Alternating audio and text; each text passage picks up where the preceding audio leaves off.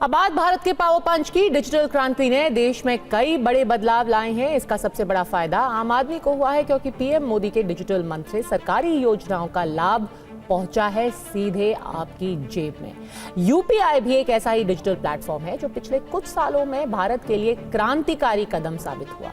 वही यूपीआई जिसको लेकर के कई बार लोग हंसे। उन्होंने कहा कि हमारे देश में कई लोगों के पास तो फोन भी नहीं है, इंटरनेट नहीं है, यूपीआई का इस्तेमाल कैसे करेंगे।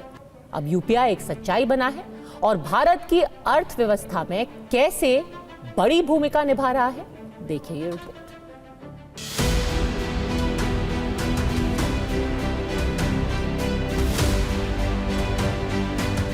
भारत में पैसों के लेन देन को लेकर हुए बड़े बदलावों में सबसे बड़ा रोल यूपीआई का रहा है। यूपीआई ने भारत में डिजिटल पेमेंट को नया आयाम दिया है। यूपीआई से लेन देन में भारत ने नया रिकॉर्ड बनाया है।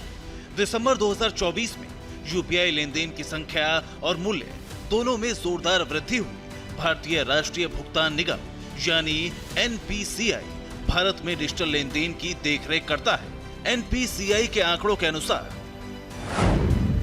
दिसंबर 2024 में यूपीआई के जरिए लेन देन की संख्या 8% बढ़कर रिकॉर्ड 16.73 अरब हो गई। नवंबर 2024 में यूपीआई लेन देन की संख्या 15.48 अरब थी। दिसंबर 2024 में रोजाना औसतन 53.97 करोड़ लेन देन हुए, जबकि नवंबर 2024 में यह आंकड़ा 51.1 करोड़ था।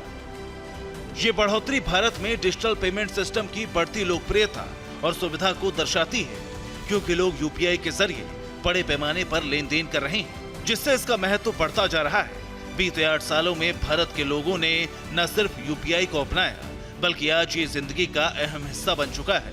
भारत में डिजिटल भुगतान का चलन तेजी से बढ़ रहा है। ये न सिर्फ बड़े शहरों में, बल्कि छोटे कस्बों और ग्रामीण क्षेत्रों में भी लोकप्रिय हो रहा है।